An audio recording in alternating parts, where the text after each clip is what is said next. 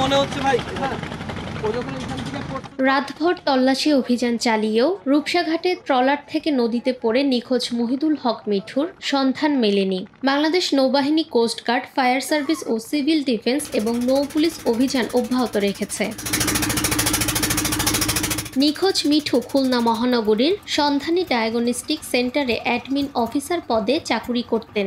৯ November রোববার রাতে office থেকে বাসায় ফেরার পথে রাত ১১টার দিকে রূপসাঘাট পার হওয়ার সময় ট্রলার চালক খুব স্পিডে চালিয়ে এসে আকস্মিক মোড় নেয়। এতে ঝোঁক সামলাতে না পেরে কয়েকজন যাত্রী পানিতে পড়ে যায়। যাত্রীদের অনেকেই নদী থেকে উঠতে পারলেও মিঠু তলিয়ে যায়।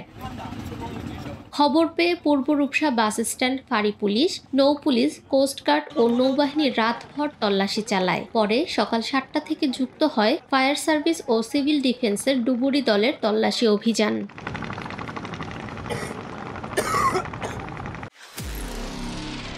নিরপেক্ষ, সত্য প্রকাশে আপোষহীন।